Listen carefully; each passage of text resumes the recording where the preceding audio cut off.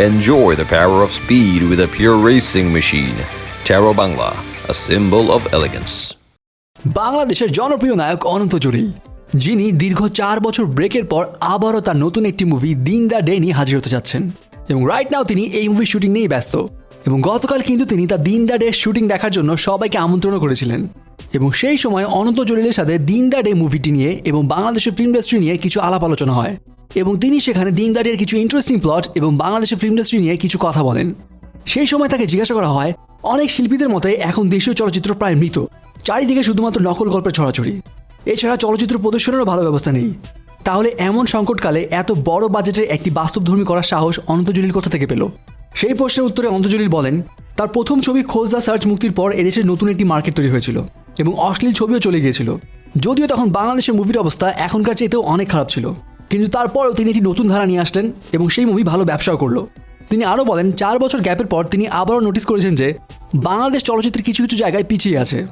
তিনি বলেন তিনি 2-1টি গান দেখেছেন এবং অবাক হয়েছেন, নেকেট পোশাক পরিয়ে আবার দর্শকদের মেলে ফেলা হচ্ছে এবং এইসব কারণে তিনি আবারও মাঠে নেমেছেন। তিনি বলেন এই দিন দ্য ডে এই মুভির মাধ্যমে তিনি দর্শকদের ফিরিয়ে আনার অসম্ভব কাজটা আবার সম্ভব করবেন। তাহলে বোঝা যাচ্ছে অনন্ত জলিল তাহলে এই মুভির বাজারটা আবার চাঙ্গা করতে মাঠে নেমেছে। এছাড়া গতকাল সেই শুটিং স্পটে দেখা যায় অনন্ত জলিল সোয়াটের পোশাক পরে হাতে বন্দুক নিয়ে ধামাকাতার একটি লুকে এন্ট্রি নিচ্ছেন। এখন তার এই লুক এবং তার গেটআপ দেখে তো বোঝা যাচ্ছে দিন দ্য ডে খুব অ্যাকশনধর্মী একটি ফিল্ম হতে যাচ্ছে। এছাড়া তিনি তার ক্যারেক্টার নিয়ে বলেন, দিন দ্য ডে মুভিতে তিনি পুলিশ অফিসার সোয়াট টিমের সদস্য। এছাড়া এই মুভির গল্প সম্পর্কে তিনি বলেন, আফগানিস্তানে ড্রাগসের উৎপাদন এবং পৃথিবীব্যাপী সেখান থেকে কীভাবে ছড়িয়ে পড়ে ব্যাপারটা সেটাই দেখানো হবে এই মুভিতে এবং এই কারণে সোয়াটের টিম মেম্বার হয়ে তাকে অনেক মিশনেও যেতে হয়।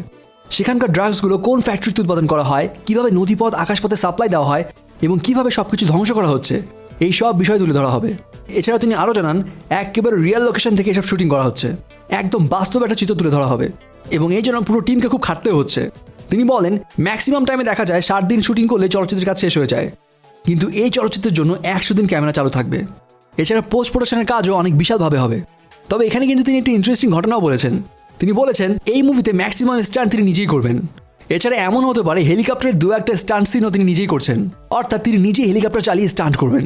এছাড়া অনন্ত জলিল আরও জানান, শুধুমাত্র দিন দ্য ডে মুভি নয়, তিনি এরপর থেকে নিয়মিত ছবি প্রযোজিত করবেন এবং নিয়মিত ছবিতে কাজ করে যাবেন। সো ভিউয়ার্স, অনন্ত জলিলের দিন দ্য ডে মুভি নিয়ে আপনার কি মতামত? আর অনন্ত জলিল কি পারবে দিন দ্য ডে মুভির মধ্য দিয়ে দর্শকদেরকে নতুন একটি ধারা ইন্ট্রোডিউস করতে? কমেন্টস করে জানিয়ে দিন আপনার মতামত। সাবস্ক্রাইব স্টার গল্প আর বেল আইকনে ক্লিক করতে ভুলবেন না।